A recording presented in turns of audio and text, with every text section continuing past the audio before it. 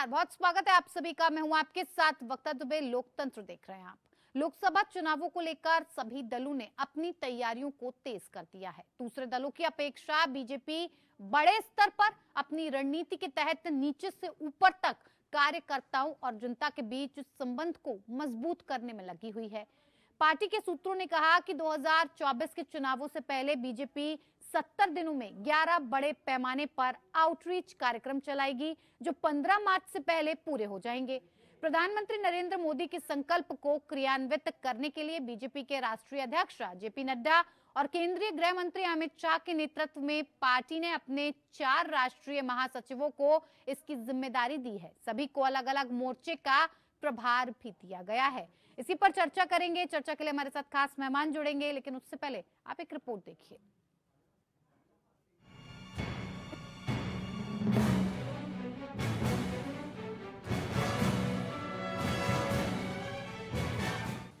हाल ही में बीजेपी की राष्ट्रीय पदाधिकारियों के साथ हुई बैठक में प्रधानमंत्री मोदी ने कहा कि इस देश में 4 जातियां हैं, जिनके विकास के लिए हमें निरंतर प्रयास करना होगा, जिनमें गरीब, महिलाएं, किसान और युवा शामिल हैं।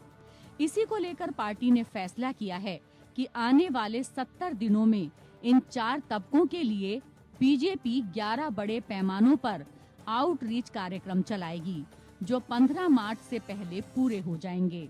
सूत्रों के मुताबिक महाराष्ट्र की नेता विजय रहाटकर और देश के दक्षिणी हिस्से से विनीति श्रीनिवासन 1.25 करोड़ महिला स्वयं सहायता समूहों से संपर्क करेंगी और उन्हें बीजेपी की लाभकारी योजनाओं के बारे में बताएंगी। इन महिला स्वयं सहायता समूहों को बीजेपी में शामिल किया जाएगा और ये सुनिश्चित किया जाएगा कि उनका वोट पार्टी को मिले, जबकि गरीब तबका, एससी और ओबीसी को साधने के लिए तरुण चुग और विनोद तावड़े को प्रभार दिया गया है। युवा मोर्चे का प्रभार सुनील बंसल को दिया गया है और संजय बेदी किसान मोर्चे के प्रभारी बनाए गए हैं। एसटी मोर्चे की कमान राधा मोहन दास अग्रवाल को सौंपी गई है। अल्पसंख्यक मोर्चा की देखरेख दुष्यंत गौतम करेंगे और स्वनिधि योजना का कार्यभार अरविंद मेनन संभालेंगे। बीजेपी को उम्मीद है कि लोकसभा चुनाव में राम मंदिर की लहर और रोमांच से उसे 50% से ज्यादा वोट शेयर और 400 पार सीटों का टारगेट हासिल करने में मदद मिलेगी। 22 जनवरी को अयोध्या में राम मंदिर की प्राण प्रतिष्ठा की तैयारियों को लेकर आरएसएस, बीजेपी और इनसे जुड़े तमाम संगठन देश भर में कलश यात्रा का आयोजन कर रहे हैं।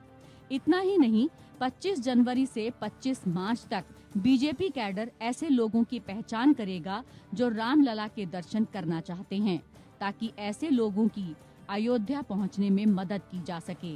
राम मंदिर का निर्माण, धारा 370 को निरस्त करना और समान नागरिक संहिता को लागू करना बीजेपी और उसके मूल भारतीय जनसंघ और राष्ट्रीय स्वयंसेवक संघ के लंबे समय से चले आ रहे वैचारिक लक्ष्य रहे हैं।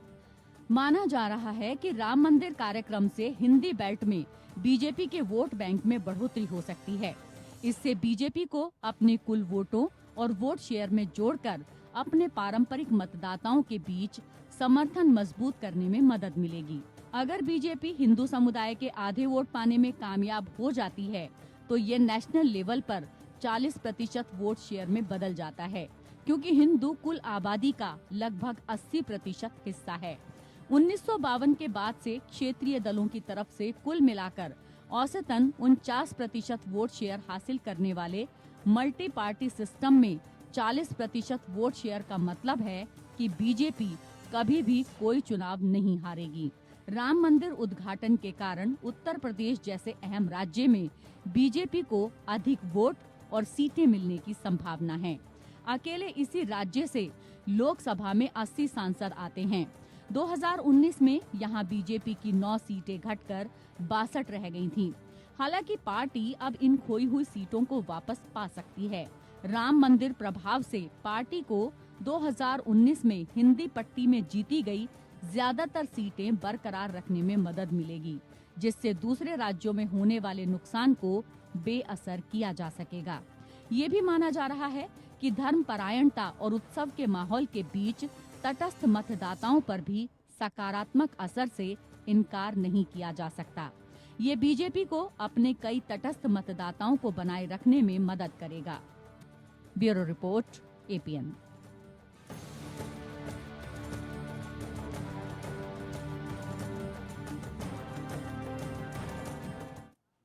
तो बीजेपी 400 पार का नारा पहले ही दे चुकी है कि 400 पार सीटें जीतने का उसका लक्ष्य है और इसी को लेकर 11 खास कार्यक्रमों पर बीजेपी का फोकस रहने वाला है। 70 दिनों में ये एक व्यापक अभियान चलाकर 4 जातियों को टारगेट करने का जो लक्ष्य रखा गया है भारतीय जनता पार्टी की तरफ से, वो कहीं ना कहीं लोकसभा चुनावों में उसे जीत हासिल करवा सकता है, हैट्रिक लगवा सकता है। इसी पर बातचीत के लिए हमारे साथ खास मेहमान जुड़ गए हैं, जिनसे मैं आपका सबसे पहले परिचय करवा देती हूं और उसके बाद हम चर्चा को आगे बढ़ाएंगे। अश्विनी शाही बीजेपी के प्रवक्ता हैं हमारे साथ, बहुत स्वागत है अश्विनी जी आपका कार्यक्रम में। आशीष कुमार मिश्रा कांग्रेस के प्रवक्ता हैं हमारे साथ, आपका भी बहुत स्वागत है आशीष जी। राम प्रकाश पांडे टीएमसी के प्रवक्ता हमारे साथ जुड़े हुए हैं, आपका भी बहुत स्वागत है सर कार्यक्रम में। और साथ ही साथ राजलक्ष्मी जोशी राजनीतिक विश्लेषक के तौर पर हमारे साथ जुड़ी हुई हैं, आपका भी बहुत स्वागत है राजलक्ष्मी जी। शुरुआत कार्यक्रम के अश्विनी शाही जी मैं आपके साथ करूंगी। भारतीय जनता पार्टी कहीं ना कहीं एक बार फिर से हैट्रिक लगाने की उम्मीद लगाए बैठी है और इसी को लेकर जिस तरह से एक बड़े स्तर पर कार्यक्रम की तैयारी हो रही है, 11 खास कार्यक्रमों पर बीजेपी का फोकस रहने वाला है। 70 दिन तक कार्यक्रम को चलाया जाएगा और 4 जातियों को टारगेट करने का जो आपने एक पूरा तैयार किया है एक्शन प्लान, उसको लेकर क्या लग रहा है कि लोकसभा चुनावों में आप जीत की तरफ अग्रसर हैं? देखिए वक्ता जी, भारतीय जनता पार्टी सबका साथ सबका विकास का नारा देकर चलती है और हम उसी पर चल रहे हैं। माननीय प्रधानमंत्री जी ने जो कहा स्पष्ट रूप से, गरीब, युवा, महिलाएं, ये हमारी जातियां हैं। विपक्ष के लोग जातीय जनगणना में अभी फंसे हुए हैं, घोटालों में फंसे हुए हैं, लेकिन हम लोग इस देश के जनता के लिए लोक कल्याण की नीतियां बनाने में लगे हुए हैं और लेकर आ रहे हैं, जो सामने दिख भी रहा है। तो भारतीय जनता पार्टी अपने नारे को चरितार्थ करते हुए आगे बढ़ रही है, सबको हम साथ लेकर आगे बढ़ रहे हैं। इसमें सभी लोग आ जाते हैं। 4 जातियां जो हमारी हैं माननीय प्रधानमंत्री जी के द्वारा वर्णित, ये सभी आ जाते हैं, पूरे हिंदुस्तान के लोग। और इसमें ना हम हिंदू करते हैं ना मुसलमान करते हैं। अश्विनी शाही जी, ऐसा क्या लग रहा है आपको कि इस कार्यक्रम के जरिए आप ऐसा क्या करने वाले हैं? क्या आप जमीनी स्तर तक जनता से इतना जुड़ाव कर लेना चाहते हैं कि 2024 में जनता न चाहकर भी वोट करे भारतीय जनता पार्टी को? इस कार्यक्रम में ऐसा क्या है जो जनता को पसंद आएगा? इस कार्यक्रम में यह है कि हिंदुस्तान की आम जनता तक भारतीय जनता पार्टी की जो लोक कल्याण की नीतियां हैं, जन कल्याण की नीतियां हैं, वो आम जनता तक, एक व्यक्ति तक पहुंच जाए। अंतिम व्यक्ति जो है वहां तक हम अपने कार्यकर्ताओं के द्वारा, अपने बूथ अध्यक्षों के द्वारा, अपने पन्ना प्रमुखों के द्वारा हम पहुंचाने की काम करेंगे। और उनको हम ये बताकर उनको ये कहेंगे कि देश में देखिए ये आपके हित में ये कार्यक्रम चलाए जा रहे हैं, उसमें आपको क्या फायदा मिला। जिसका एक उदाहरण देता हूँ।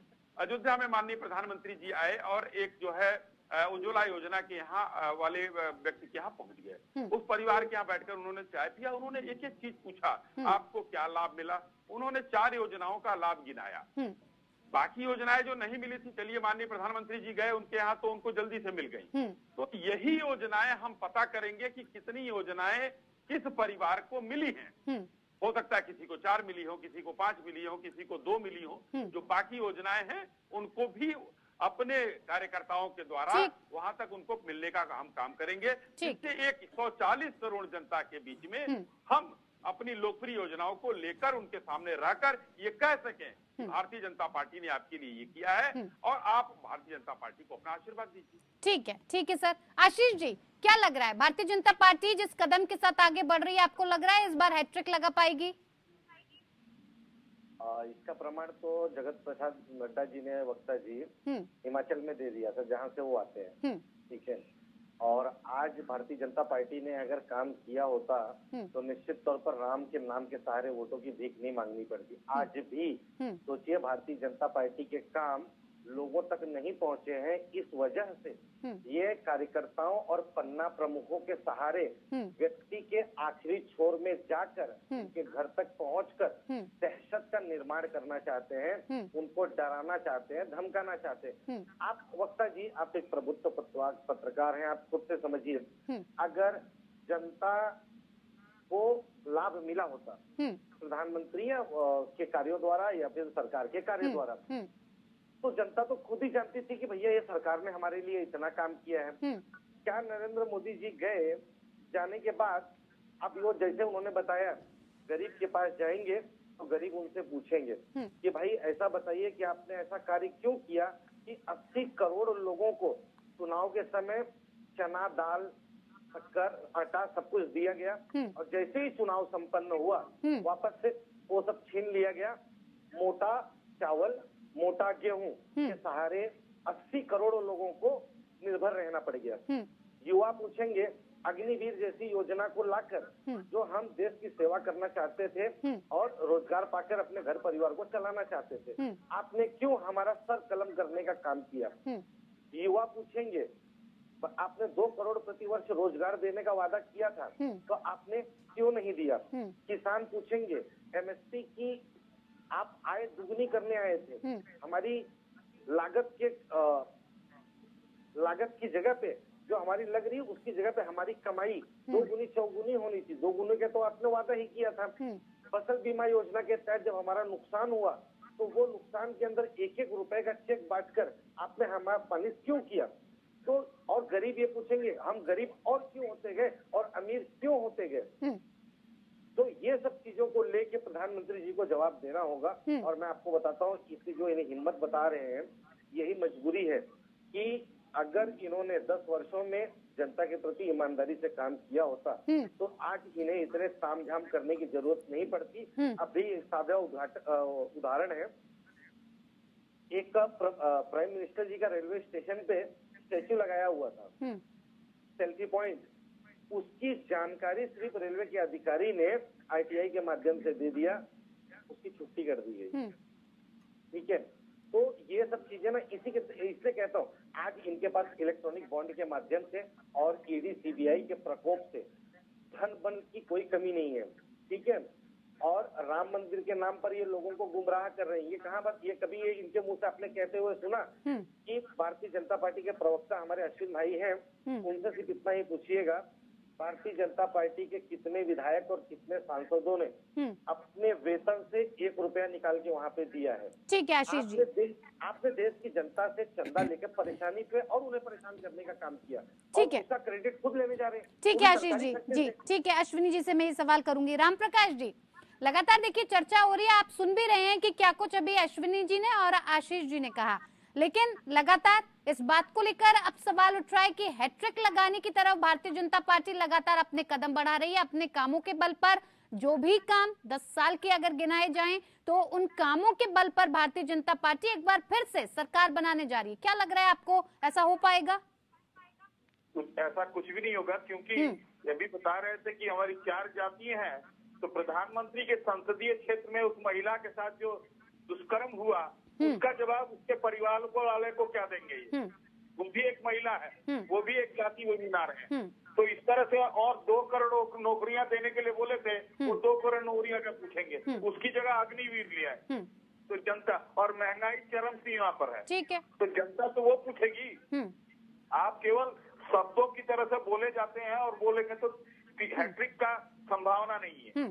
ठीक है राम प्रकाश जी। हमारे साथ राजलक्ष्मी जोशी भी हैं। राजनीतिक तौर पर राजलक्ष्मी जी, आपको क्या लग रहा है, भारतीय जनता पार्टी हैट्रिक लगाने की बात कर रही है, 400 पार जाने की बात कर रही है, क्या लग रहा है आपको? जिस तरह से वो रणनीति बनाकर लगातार आगे बढ़ रही है, लगता है वो उस लक्ष्य को प्राप्त कर लेगी? सही दिशा में जा रही है भारतीय जनता पार्टी?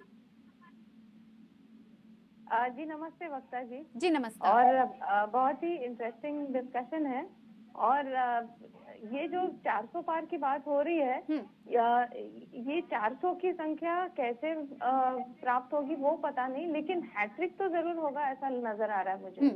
क्योंकि देखिए ये जो अलायंस वगैरह बन रही है ना, तो उसमें ऐसा है कि ये हर एक प्रदेश में ऐसा नहीं है कि ये अगर दो पार्टियां ये मिलकर, इसका मतलब ये नहीं होगा कि एक और एक मतलब दो हो जाएंगे।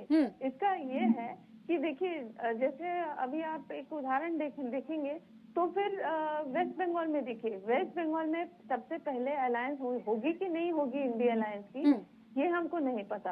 हाँ। और अगर होगी भी तो वहाँ पर ऐसा तो नहीं है कि कांग्रेस या टीएमसी उनके बीच में बहुत ज्यादा। आशीष जी, मैंने आपको पूरा वक्त दिया, सर बीच में मत टोकिए, मैं आपके पास आऊंगी ना लौट के। राजनीतिक विश्लेषक रह के इंडिया क्या होता है?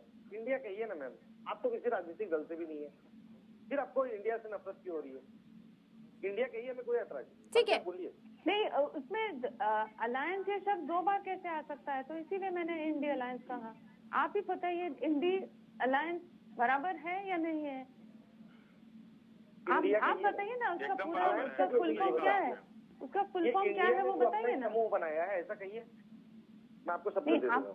ठीक है, दूसरा तीसरा जो भी समूह है, जो आपका जो अलायंस है, मैं वो ठीक है, आपको इंडिया अलायंस नाम ठीक नहीं लग रहा तो मैं आपको दूसरा समूह बताती हूँ, ठीक है। ऑपोजिशन का जो अलायंस है ना वक्ता जी, उसमें ऐसा है कि देखिए, जो जहाँ पर कांग्रेस और भाजपा का जो डायरेक्ट टक्कर है, वहाँ पर अगर आप देखते हैं तो ये जो अभी पिछले महीने में जो 3 राज्यों में जो संख्या दिखी आपको, तो उसमें बहुत ही कठिन नजर आ रहा है कांग्रेस के लिए बहुत ही बड़ी संख्या में भाजपा से सीटें वापस लेना। वहाँ पर ये जो भारतीय जनता पार्टी ने पिछले बारी करीब 400 से थोड़ा सा अधिक सीटों में उन्होंने अपना कैंडिडेट लगाया था, और बाकी के जो थे उनके अलायंस पार्टनर थे, और उतनी ही संख्या कांग्रेस ने भी लगाई थी। लेकिन आप देखिए कि कांग्रेस की संख्या जो मतलब उनको जो मिला वो थे 52 सीट, और जो भारतीय जनता पार्टी का जो था वो था 303। ठीक है, तो मतलब उनका स्ट्राइक रेट जो था उसमें बहुत ही अंतर था। और अभी भी मुझे नहीं नजर आ रहा है कि वो हिंदी हार्टलैंड, और खास तौर पे जहाँ पर डायरेक्ट टक्कर है वहाँ पर मुझे नहीं लग रहा है कि कांग्रेस का बहुत बड़ा कुछ मतलब उनका कुछ बहुत बड़ा बढ़त हुआ है। वहीं पर जहाँ पर रीजनल पार्टीज जहाँ पर हैं, जहाँ पर वो स्ट्रेंथ में है, वो इसीलिए तो नहीं चाहते कि वो वहाँ पर कांग्रेस दोबारा आए, क्योंकि देखिए अभी टीएमसी जो जिन्होंने अभी पिछले 2-3 दिन में उन्होंने बहुत सारे ऐसे स्टेटमेंट दिए हैं जहाँ पर वो शायद ये भी कह रहे हैं कि मतलब एक दूसरे को ये भी कह रहे हैं कि हमको एक दूसरे की जरूरत ही नहीं है। तो उनमें वो क्लैरिटी नहीं है, वो सीट शेयरिंग में बहुत मुश्किल होने वाली है, और इसका फायदा इनडायरेक्टली भाजपा को ही होना है। और ये और एक 2-3 राज्य हैं जहाँ पर ये अलायंस होना बहुत ही मुश्किल है। जहाँ पर अगर आप देखें कि दिल्ली में देखिए, पंजाब में देखिए, केरला में देखिए, यहाँ पर जो रीजनल पार्टीज हैं वो बिल्कुल भी वो उनके सीट दूसरों को नहीं देना चाहते, तो फिर यहाँ पर फिर से उनको तकलीफ है। तो उनको वो जो सीट्स की जो बल्क है वो कहाँ से मिलेंगी, ये बहुत बड़ा प्रश्न है। और भारतीय जनता पार्टी को इस बार ये एक उनके सामने ये सवाल है कि जो कुछ अलायंस पार्टनर जो छोड़ के गए हैं उनकी वजह से ये संभावना है कि उनको पिछले बार से ज्यादा इस बार और भी थोड़े ज्यादा कैंडिडेट लगाने पड़ेंगे। और वही कांग्रेस का ये है कि पिछले बार के मुकाबले इस बार उनको कम कैंडिडेट्स लगाने पड़ेंगे, क्योंकि वो बहुत ज्यादा सीट दूसरे पार्टी को देने वाले हैं। लगातार इस बात को लेकर कहा जा रहा है कि आपको इन सारे कार्यक्रमों की जरूरत इसलिए पड़ रही है कि जो योजनाएं थी, जो काम थे, वो जनता तक पहुंचे ही नहीं। अब आप जनता को डरा धमका कर, झूठ फरेब करके इस तरह धमकाना चाहते हैं कि आगे आने वाले वक्त में जनता इतनी डर जाए कि आपको वोट कर दे, ऐसा है? वक्ता जी, लगता है हमारे कांग्रेस के मित्र ने हमारी बात पूरी सुना नहीं, और इन लोगों को डराने धमकाने की आवश्यकता तो इन लोगों को है। जो हमारे राम प्रकाश भाई जी अभी डरा धमका रहे हैं, ईडी को मार रहे हैं, चुनाव के बाद किस तरीके से घर को जलाया गया, महिलाओं के साथ बलात्कार हुआ, वो ये डराने धमकाने का काम इंडी अलायंस करती है। और राजलक्ष्मी जी ने सच कहा, इंडी का मतलब इंडिया का जो ए है वो अलायंस ही है। पूरा नाम शायद आशीष जी को भी नहीं पता होगा क्या है। मगर वो इंडी अलायंस ही कहा जाएगा। तो खैर उस पर चर्चा नहीं है। मैं ये कहना चाहता हूं कि किसी योजनाएं जो गई हैं, योजनाएं अगर मैं गिनाने लगूं अभी आपको तो ये पूरा आपका शो का समय खत्म हो जाएगा। उसमें किसी को 10 योजनाएं मिली हैं, किसी को 5 योजनाएं मिली हैं, रेहड़ी पट्टी वालों से लेकर आयुष्मान योजना है, घर की योजना है, शौचालय की योजना है, मुद्रा लोन है। ये इतनी योजनाएं हम लोगों की सरकार में चलाई गई हैं, उसमें ये देखा जा रहा है कि जो उसके लायक है उसको कितनी योजनाओं का लाभ मिला है। किसी को पूरा मिला है, किसी को, जैसे अब मैंने उदाहरण दिया, वही हमारे भाई लोग सुन नहीं पाए कि अयोध्या में माननीय प्रधानमंत्री जी गए, वहां पर उनको 4 योजनाओं का लाभ मिला था। आयुष्मान भारत का लाभ नहीं मिला था। बाद में जैसे ही माननीय प्रधानमंत्री जी गए, मुद्रा का भी उनको लाभ, वो महिला एक फूल बेचने का काम करती है नया घाट पर, उनको मुद्रा योजना, रेहड़ी पटरी वाले में एक योजना है, 10,000 रुपए पहले दिया जाता है, अगर समय से चुका देता है तो फिर 20,000 दिया जाता है, फिर अगर 20,000 चुकाता है तो 50,000 दिया जाता है। तो इन योजना से आच्छादित किया गया। तो इसी तरीके से कहां कहां तक कितनी योजनाएं हमारी पहुंची हैं, ये हम करेंगे। डराने धमकाने का काम इनको 3 प्रदेश की जनता ने किया, इन लोगों ने, और इन लोगों को बाहर कर दिया। 2 बार से लोकसभा में विपक्ष के नेता लायक स्थिति नहीं छोड़ रही है जनता। उत्तर प्रदेश में 2% वोट पर आ चुके हैं। तो ये लोग डराने धमकाने की बात ये लोग करें, हम लोग अपने मुद्दों को लेकर, अपनी रणनीतियों को लेकर, अपने योजनाओं को लेकर हम लोग जनता के बीच में जानते हैं और जनता का आशीर्वाद प्राप्त करते हैं। जो हैट्रिक बनाने में माननीय मोदी जी पहले प्रधानमंत्री होंगे ऐसा, जिन्होंने बड़े गर्व से कहा है कि हमको यहाँ के लोगों का आशीर्वाद प्राप्त है और हम तीसरी बार भी आ रहे हैं। ठीक है, क्योंकि हमने जो 1 लाइन और 30 सेकंड और दीजिए हमको, जो हमने अपने एजेंडे में रखा, जो हमने अपने संकल्प पत्र में रखा, उसमें सबसे ज्यादा योजनाओं को पूरा करने का काम भारतीय जनता पार्टी ने किया। चाहे राम मंदिर हो, 3 तलाक हो, चाहे जो है 370 का नारा हो, ये जितनी भी चीजें हैं हमने पूरा करने का काम किया। बाकी लोगों ने कौन कौन सी योजना लॉन्च किए, भ्रष्टाचार योजना पर ये लोग सफल हैं और आज भी ये लोग जिंदा हैं। ठीक है, आशीष जी जवाब दीजिए। आपने कहा झूठ फरेब करके, जनता को डराकर ये इस तरह के कार्यक्रम का आयोजन कर रहे हैं, क्योंकि इनके पास दिखाने के लिए, बताने के लिए कुछ है नहीं कि इन्होंने काम किया क्या है। लेकिन अगर इसी बात को लेकर ठीक है देख भी लिया जाए कि तीसरी बार सरकार नहीं बना पाएगी, जिस तरह से आपने महागठबंधन किया है, तो सर क्या आपके गठबंधन में इतनी एकता दिखाई दे रही है कि आप भारतीय जनता पार्टी के रथ को, मोदी के रथ को रोक पाए? वक्ता जी, चुनाव कराना चाहिए या नहीं कराना चाहिए? बिल्कुल करवाना चाहिए सर, ये तो क्यों नहीं कराना चाहिए? लग रहा है आपको? लगता है आपको? ये किसका मैनिफेस्टो था? ये किसका मैनिफेस्टो था 2 करोड़ रोजगार के वादे का? अरे माफ कीजिए, वो तो अमित शाह जी ने कह दिया था, चुनावी जुमला था वो। ठीक, मैं इस पर जवाब दे दूंगा। मैं वक्ता जी समय दीजिएगा। ठीक है, आप पहले जवाब दे दीजिए, फिर मैं बोलता हूँ। मैं जवाब देता हूँ। देखिए आशीष भाई, हम लोग सब लोग पढ़े लिखे हैं। 5 साल का ईपीएफओ का रिकॉर्ड उठाकर देख लीजिए। 5.5 करोड़ नए खाते खुले हैं ईपीएफओ। और हमारे पहले आप ही के दल के नेता कहते थे और अर्थशास्त्री कहते थे कि एक अगर संगठित क्षेत्र में नौकरी मिलती है, रोजगार मिलता है, तो 4 लोग अप्रत्यक्ष रूप से रोजगार से सृजित होते हैं। तो 5.5 करोड़ में अगर 4 की गुणा कर दीजिएगा तो 20 करोड़ आपको मिल चुका है रोजगार। ये ईपीएफओ के आंकड़े जो है हमने नहीं बनाए हैं, ना अधीर रंजन चौधरी जी ने बनाए हैं, ना राहुल गांधी जी ने बनाया, ना माननीय मोदी जी ने बनाया, किसी ने नहीं बनाया। ये जब खाते खुले हैं वो झूठ नहीं बोलेंगे। जी आगे। ठीक है। खाते खुलने तो मजबूरी थी, ठीक है। आप जाके देखिएगा, प्रति व्यक्ति आय, एक मिनट सुन लीजिए, प्रति व्यक्ति आय, भारत की प्रति व्यक्ति आय क्या है? दीजिए जवाब। 72,000 रुपए आपकी सरकार में छोड़कर गए थे, 1,75,000 आज भी है। अब देख लीजिए क्या है। वक्ता जी ये सही कह रहे हैं, एकदम सत्य बता रहे हैं। 72,000 आप छोड़कर गए थे, प्रति व्यक्ति आय, पर कैपिटा इनकम जिसको कहते हैं। सुनिए, 2014 में गैस के सिलेंडर का दाम कितना था? मैं 1400, नॉन सब्सिडी का 1451 रुपया, नॉन सब्सिडी का 1451 रुपया हम सब्सिडी दिया करते थे 430 रुपया। आप एक एक सवाल करिए, मैं जवाब देता हूँ ना।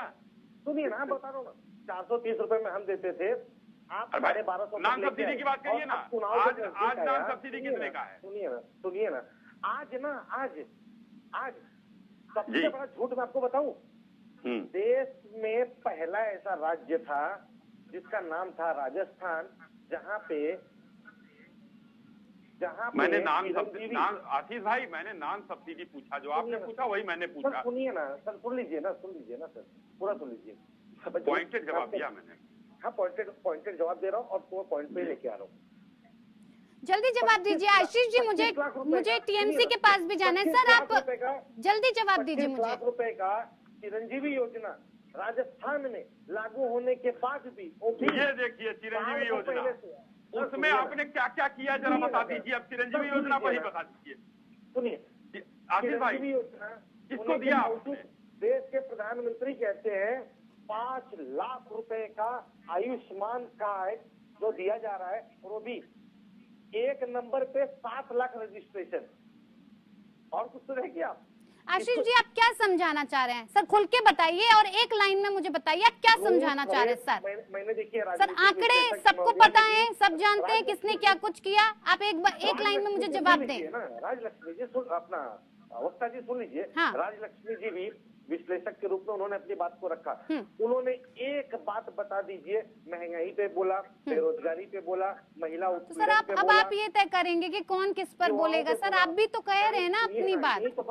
सर ये वजह से आपको कह रहा हूँ, इन लोगों को करोड़ों रुपए प्रचार प्रसार में इसलिए फूकने पड़ रहे हैं और घर घर जाने की इस समय नौबत आई है। जबरन आप किसी के यहाँ पे, अभी देखिए ईडी सीबीआई पुलिस आपके पास है ही है, पैसे का तो कोई दिक्कत है नहीं, पैसा तो आपके पास अपार रखा हुआ है। आप किसी के घर पर झंडे लगाइए, एक माहौल बनाइए, एक माहौल आपको क्रिएट करना है। और पब्लिक अब जा रही है ना, लोग पूछेंगे। और सब, मैं तो बोल रहा हूँ दूर दूर जाने का छोड़ दीजिए, पन्ना प्रमुख पकड़ने का छोड़ दीजिए। सबसे पहले आपने भारतीय जनता पार्टी के सांसद माननीय प्रधानमंत्री नरेंद्र मोदी जी ये बताएं कि इतने वो विकास पुरुष और ताकतवर रहने के बावजूद उन्हीं के भारतीय जनता पार्टी के कार्यकर्ताओं के द्वारा उनके ही संसदीय क्षेत्र में महिलाओं का बलात्कार, ठीक है सर, ठीक है, कैसे हुआ?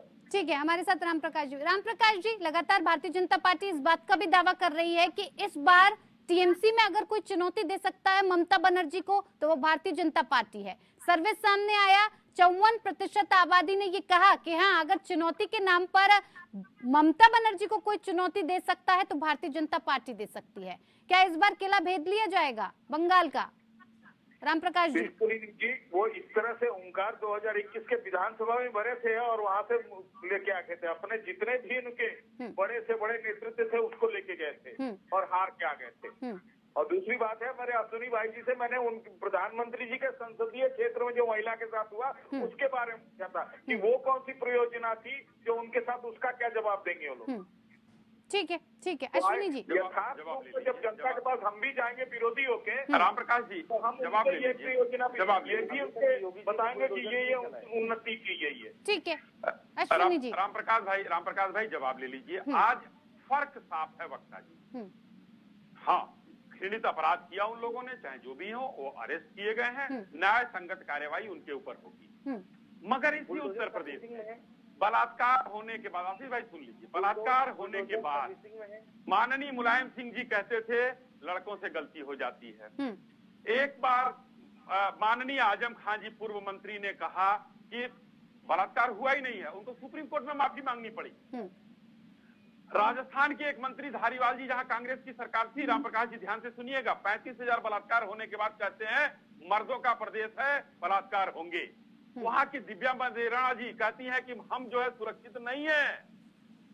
ये स्थिति है और फर्क साफ है कि उत्तर प्रदेश हो, कोई भी प्रदेश हो, अगर भाजपा शासित है, कोई भी भाजपा का कार्यकर्ता हो या कोई भी अपराधी अपराध कर रहा है, उसको छोड़ा नहीं जाएगा, उसको न्याय संगत तरीके से उसको सजा दी जाती है। ठीक है राजलक्ष्मी जी, क्या लग रहा है आपको कि इस बार 2024 में हैट्रिक की बात की जाए या फिर दोबारा से तीसरी बार सरकार बनाने की बात की जाए? क्या लग रहा है कौन कौन से मुद्दे हावी रह सकते हैं? क्योंकि ज्यादातर राजनीतिक दलों का कहना है कि राम मंदिर का मुद्दा इसलिए उठाया गया क्योंकि वोट बैंक बढ़ाना था और राम मंदिर को मुद्दा बनाकर ही भारतीय जनता पार्टी आगे बढ़ रही है, ऐसा है?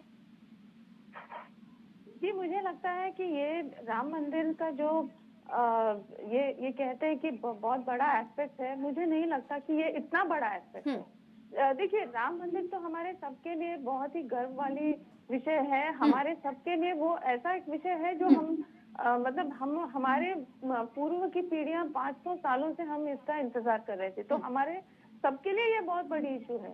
लेकिन मुझे ये नहीं लगता कि इस विषय के कारण कुछ बहुत ज्यादा बढ़ोतरी होने वाली है सीटों में।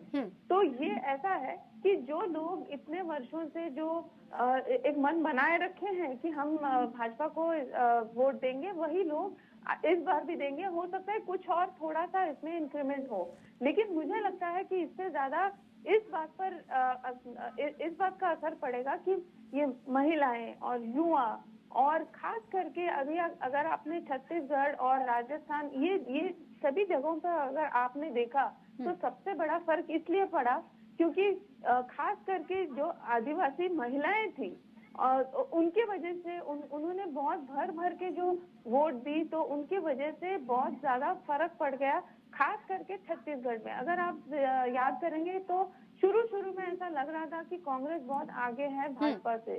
तो ये जो स्थिति में बदलाव हुआ तो ये इस वजह से हुआ क्योंकि वो जो फोकस था वो उन्होंने पूरी तरीके से वो महिलाओं के जो विषय में या फिर आदिवासियों के विषय में जो उन्होंने जो भी चीजें वहां पर जो भी कैंपेनिंग के वक्त भी जो भी चीजें याद दिलाई या जो भी अनाउंस किया या जो भी नए स्कीम्स लेके आए, तो वो सारे विषयों के वजह से महिलाएं खास करके भाजपा के साथ हैं। हाँ। तो अगर आप सोचेंगे तो अगर करीब 50%, पूरी 50 मैं नहीं बोलूंगी, 49% अगर महिलाओं का जो वोटर्स का संख्या अगर आप आशीष जी क्या दिखाना चाह रहे हैं आप?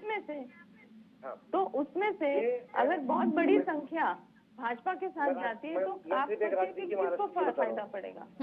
तो ये जो है इस पर फोकस किया हुआ है। ये आप क्या कर रहे हैं? अगर आपके बोलने के बीच में मैं ऐसा सब करने लगूं तो फिर आपको अच्छा लगेगा? आप कृपा करके थोड़ा सा अनुशासन रखिए और आप कृपा करके थोड़ा सा सब्र रखिए और थोड़ी देर बाद ठीक है आशीष जी, पूरी कर लेने दीजिए बात राजलक्ष्मी जी को, फिर मैं आपके पास आती हूँ। जी राजलक्ष्मी जी। तो ये डेवलपमेंट और विमेन्स इश्यूज, ये सारी जो चीजें हैं उनका भी उतना ही असर पड़ेगा जितना कि राम मंदिर का। तो केवल राम मंदिर बनने की वजह से भाजपा जीत जाएगी ऐसा नहीं है, लेकिन ये जरूर है कि भाजपा को ये जो हिंदुत्व या हिंदी भाषी जो है खास करके ये इनका बहुत बड़ा असर पड़ेगा, क्योंकि देखिए बार ये अटैक किया जा रहा है। ये खास करके ये जब से ये अनाउंसमेंट हुआ है राम मंदिर का, तब से तो और भी ये हिंदी भाषी के विरुद्ध या फिर हिंदुत्व के विरुद्ध बार अटैक किए जा रहे हैं ये गठबंधन वाले। तो फिर ये सबका बुरा असर पड़ेगा और इसका इनडायरेक्टली फायदा होगा भाजपा को। तो मैं आपको तभी वही कह रही थी कि भाजपा का जो एक वोटर बेस है वो उनके साथ में ही रहेगा। तो ये जो गठबंधन है वो ऐसा क्या कर रहे हैं कि जिसके वजह से ये वोटर बेस उनसे अलग हो जाए या उनको ये उसका कुछ फायदा मिले उनके तरफ से। ठीक है राजलक्ष्मी जी, ठीक है जी। आशीष जी बताइए क्या दिखा रहे थे आप?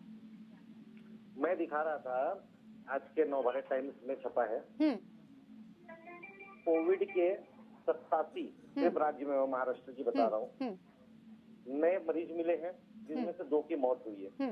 लाखों की संख्या में भक्तों को वहां पे बुलाया जा रहा है। तो मैं एक ही चीज चाहूंगा, भारतीय जनता पार्टी के बड़े नेता इस चीज की पुख्ता तैयारी पहले से कर ले, कहीं ये भी नमस्ते ट्रम्प न बने और देश को वापस से एक बार लॉकडाउन की और घर की चपेट में न धकेल दिया जाए, वरना वही गंगा है उत्तर प्रदेश की जो लाशों से बिछ गई। आशीष जी एक बार सुनिए, आपने सुना अश्विनी शाही जी ने कहा कि राम मंदिर के निर्माण की बात कही थी, उसे पूरा करने का काम किया जा रहा है उनकी सरकार के द्वारा।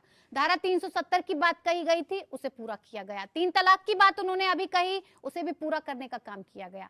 तो ऐसी और कौन से काम होने चाहिए जिससे कि विपक्ष को ये लगे कि अब भारतीय जनता पार्टी आगे बढ़ती नजर आ रही है? सर आप उसे रोकने के लिए क्या तैयारी कर रहे हैं आशीष जी? हाँ ठीक है, मैं बता रहा हूँ। जब महिला छात्रा से बलात्कार होता है तो हम उस नरेंद्र मोदी जी के कार्यालय में बैरिकेड तोड़ के घुसने का काम करते हैं ताकि वो नरेंद्र मोदी जी जाग सके। ठीक है। जब महंगाई बढ़ती है तब हम सड़कों पे उतरने का काम करते हैं, लोगों को राहत दिलाने के लिए इनको घुटने पे आना पड़ता है। जब किसानों को लूटने के लिए 3 काले कानून लेके आए जाते हैं तो हम सड़कों पे समर्थन करके किसानों के साथ खड़े होते हैं, उनके हर आंदोलन का हिस्सा बनते हैं, लंगर लगा के उनका पेट भरने का काम करते हैं, और जब ये कील और कांटे बिछाते हैं तब हम उस पर लेकर लहू बहाने का काम करते हैं। सर क्या ये सारे काम करने से आप भारतीय जनता पार्टी को रोक पाएंगे हैट्रिक लगाने से? सुनिए ना, हम रोक ही नहीं पाएंगे। आप देखते रहिएगा, नरेंद्र मोदी जी की भी जमानत जब तक करा के दिखाएंगे। एक बार कैसे सर, कैसे ये तो समझाइए सर। मैं तब से, जब से प्रोग्राम शुरू हुआ है मैं आपसे ये सवाल कर रही हूँ, लेकिन आपने अब तक मुझे जवाब नहीं दिया सर। सुनिए ना, हम जनता के बीच जाएंगे तो यही कहेंगे कि 59 रुपए का डॉलर 85 रुपया कैसे पहुंचा। हाँ। देश पे 55 लाख करोड़ रुपए का कर्जा 205 लाख करोड़ कैसे पहुंचा। 80 करोड़ लोग आज सरकारी अनाज पर निर्भर कैसे हुए।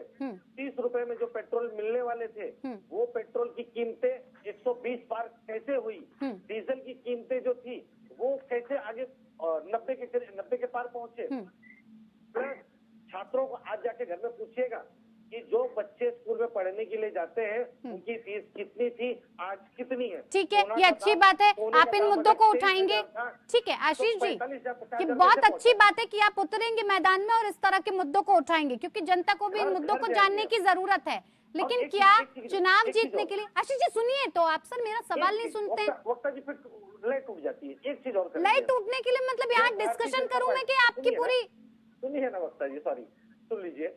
जब भारतीय जनता पार्टी के, अरे सर आशीष जी देखिए, आप जो मैं सवाल करती हूँ उसका जवाब नहीं देते हैं सर। ये बहुत मुझे दुख के साथ कहना पड़ रहा है कि आप बोलिए 45 मिनट निकल गए लेकिन आपने मेरे एक सवाल का जवाब नहीं दिया जो मैं लगातार पूछ रही हूँ सर। सवाल पूछिए। मैं सर कह रही हूँ कि आप इन मुद्दों को लेकर मैदान में उतरेंगे, बहुत अच्छी बात है। जनता को पता होना चाहिए कि इन चीजों के लिए आप न्याय यात्रा निकाल रहे हैं। लेकिन सर क्या ये मुद्दे उठाने के बाद आपको लग रहा है कि भारतीय जनता पार्टी को आप रोक पाएंगे?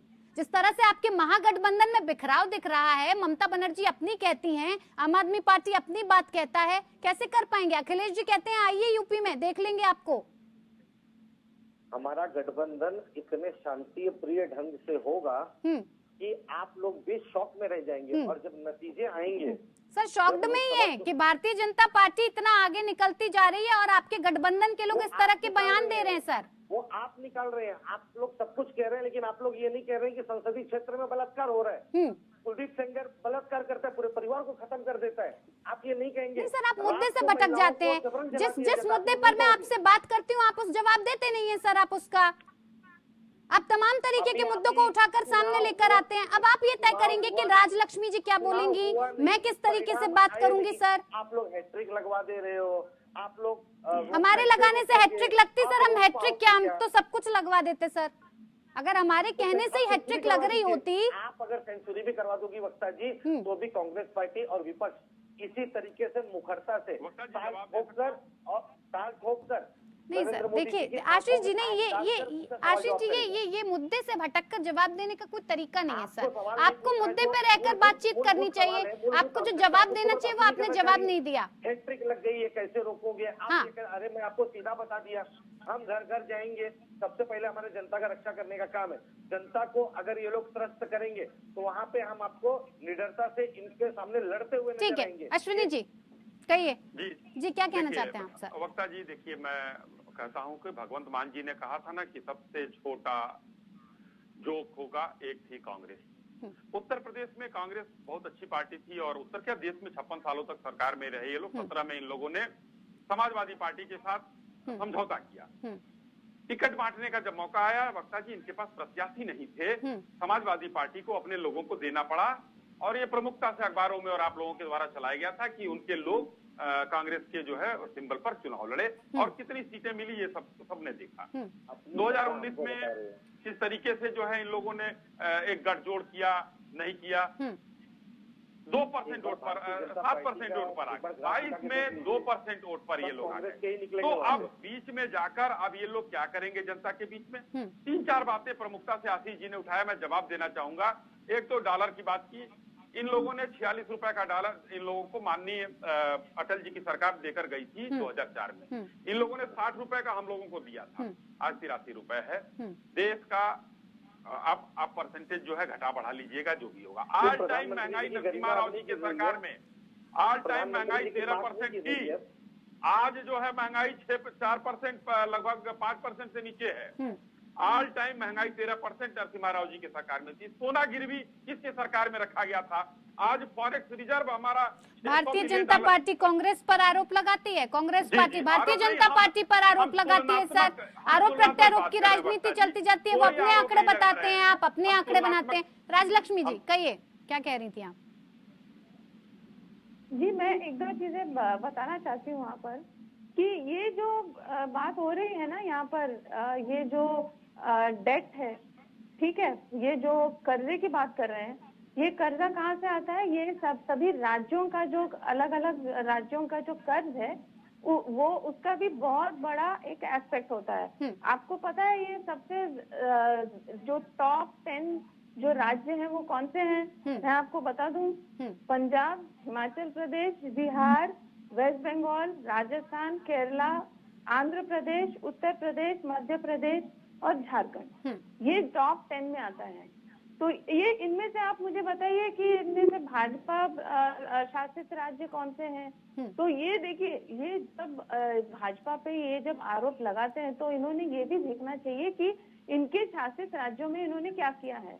ये जो पेट्रोल डीजल की बात करते हैं तो उन्होंने ये भी देखना चाहिए कि इनके शासित राज्यों में इन्होंने पेट्रोल डीजल का क्या दाम लगाया है, क्या कितना टैक्स लगा रहे हैं। तो ये सब जो है, ये मतलब ये इसको भटकाने से, ये ऐसे सब मतलब तोड़ मरोड़ने से ये सब डेटा वगैरह ये ऐसा नहीं चलने वाला है। देखिए, जो इंटरनेशनल मॉनेटरी फंड है, जो उन्होंने जो स्टैटिस्टिक्स दिया है या उनके हिसाब से अगर आप आज देखेंगे तो भारत सबसे तेजी से आगे बढ़ने वाला इकोनॉमी है। और आज अगर श्रीलंका अपने इकोनॉमी जो क्रैश हो गई थी उनकी, अगर उसमें से अगर वो बाहर निकल पाया है तो उन्होंने सबसे बड़ा श्रेय भारत को दिया है कि भारत ने उनको निकाला है इसमें से। तो अगर भारत ये एक ऐसा राष्ट्र है जो दूसरे राष्ट्र को बाहर निकाल पा रहा है अपने फाइनेंशियल क्राइसिस में से, तो आप सोचिए कि हम कितने मजबूत हैं आज। आज हमारी जो स्थिति है इन अंतरराष्ट्रीय स्तर पर भी वो क्या है वो आप देखिए। तो ये इन सारे विषयों का फर्क पड़ जाता है। ठीक है, राम प्रकाश जी आपको क्या लग रहा है, आप इस पर क्या प्रतिक्रिया देंगे अपनी? भक्ता जी, हम तो ये बोलना चाहिए 2019 में 18 सांसद हमारे पश्चिम बंगाल से गए थे, जिसे आप 16 हैं, तो 16 सांसदों ने पश्चिम बंगाल में क्या काम किया है? 0/0। अपनी संसदीय क्षेत्र में कोई काम नहीं दिखा पा रहे हैं। तो क्या पश्चिम बंगाल की जनता वो और बढ़ा के देगी इसको? पश्चिम केवल जीत के जाए पार्लियामेंट में और दूसरे राज्यों का काम करे, हमारे पश्चिम बंगाल में काम ना हो। हमारे पास तो बहुत बड़ा मुद्दा है। ठीक है सर, ठीक है। और ये अश्विनी की बैठक मैं बता रहा हूँ, क्या नीतीश प्रमाणिक ने क्या कुछ बिहार में किया, जॉन बर्ला ने अलीपुर में क्या किया, देवोत्री ने बालूघाट में क्या, सुकांत मजूमदार में क्या किया है, दक्षिण दिनाजपुर में, सारे गिना दूंगा एक एक। क्या किया है सर? पश्चिम बंगाल में आप किला भेदने की बात करते हैं? नहीं अश्विनी जी देखिए, वक्ता जी ज्यादा उसकी हमको हाइपरबोलिक कुछ नहीं बोलना है। हम 3 थे, 77 हो गए, जनता ने कुछ देखा होगा। कांग्रेस 44 की 0 हो गई, जनता ने कुछ देखा होगा। अब जो हमारे वहाँ पर माननीय सांसद लोग हैं, हम कुछ नहीं कहेंगे, वहाँ की जनता देखेगी। और चुनाव आ रहा है, चुनाव में हमारी जो सीटें आएंगी, आज मजबूर हो गई है ममता जी वहाँ पर चुनावी गठबंधन करने के लिए। किसके भय से? भारतीय जनता पार्टी के बढ़ते हुए प्रभाव से वो मजबूर है। सीपीआई सीपीएम सब भी होगा, उससे हम कर लेंगे गठबंधन। एक एक करके जो जन विरोधी काम कर रहे हैं भाजपा, उनको हटाने के लिए। ठीक है राम प्रकाश जी बोलिए। आशीष जी, पश्चिम बंगाल में एक के डर से 40 लोगों के पैर पकड़ने पड़ गए कि भैया आ जाओ, कम से कम कुछ तो इज्जत बचा लो, कुछ लोगों की जमानत बच जाए। और ये 2 और 3 के आंकड़े दे रहे हैं ना, तो धन्य मनाइए वो कांग्रेस पार्टी थी जिसका बड़ा दिल था कि जीते हुए प्रत्याशी को बैठा के आपके प्रत्याशी को सदन में देने का और पहुंचाने का काम किया। वरना आप लोग ना शून्य ही थे, शून्य ही होते और शून्य ही हो जाओगे। और आप लोगों को 40 लोगों का जो पैर छूना पड़ रहा है ना, वो इंडिया का भय है। आप लोगों को भय तो तभी भी था जब आप लोग में तिरंगे से नफरत किया था, झंडा तक लहरा नहीं देते कभी। आइए जनता के बीच, हम चाहते हैं ना, हम मुद्दे की बात करेंगे, हम मंदिर मस्जिद नहीं करेंगे, हम सिर्फ मुद्दे की बात करेंगे। और आप लोग जो कर रहे हो ना, आप देखते चलिएगा। मैं आपको ना लिखित तौर पे दिखाऊंगा, मैं आरटीआई के माध्यम से जवाब मांगूंगा। एक बार एक काम, मंदिर का काम संपूर्ण हो जाने दीजिए कि उत्तर प्रदेश राज्य सरकार ने कितने पैसे सिर्फ आयोजन में, हाय हेलो हाय, ठीक है राजलक्ष्मी जी, खर्चे किए। ठीक है राजलक्ष्मी जी। जी देखिए, ये अभी तिरंगे की बात कर रहे हैं ना, तो ये घर घर तिरंगा जो अभियान चला था, उसके अंतर्गत तो आप अगर देखेंगे तो वो राज्य में जहाँ पर आप सोच भी नहीं सकते थे, आशीष जी, आशीष जी, ये ऐसे मैं आपको बार बार कह रही हूँ कि ये जो उदाहरण दे रहे हैं, ये सभी गलत उदाहरण दे रहे हैं। तो इन विषयों से आज कोई भी नहीं मानने वाला है। आपको कुछ अच्छा अलग से सोचना पड़ेगा। देखिए, आपने कर्नाटका में आपने जीत हासिल की, लेकिन उसके थोड़े ही दिनों बाद आपके जो मुख्यमंत्री है वो आकर कहते हैं कि हमने इलेक्शन के टाइम पे, हम लोग कुछ कह देते हैं कभी कभी इलेक्शन रैली के टाइम पर, इसका मतलब ये नहीं कि वो हम पूरा करेंगे। तो और उनके जो उप मुख्यमंत्री है वो तो सामने आकर कहते हैं कि हमको डेवलपमेंट जो काम है उसको थोड़ा बाजू में रखना पड़ेगा, क्योंकि हमको कुछ गारंटीज हमको आज पूरे करने हैं। तो ये इसका मतलब ये है कि इनके पास न एक्चुअली कोई स्ट्रैटेजी है अपने गठबंधन के लिए, न ही इनके पास अपने कोई गारंटी के लिए अपना कोई बजट है ठीक से। तो ये उनको ये सारे विषयों पर ठीक से सोचना पड़ेगा, न कि कोई जो विश्लेषक है उन पर आकर आप चिल्लाएं कि आप तरफदारी करें। मैं आपको ये बता रही हूँ कि आपकी कहाँ कहाँ खामी है। तो ये आपको ठीक से अगर समझ के आप उस पर अगर काम करेंगे तो आपका भला होगा। आप देखिए कि अगर आपके नेता आगे आकर कहते हैं कि हमको टीएमसी की कोई जरूरत नहीं है, अधीर रंजन चौधरी जी कहते हैं कि हमको टीएमसी ठीक है, चलिए बहुत बहुत धन्यवाद आप सभी मेहमानों का हमारे साथ इस खास पेशकश में शामिल होने के लिए। लोकतंत्र में फिलहाल इतना ही। नमस्कार।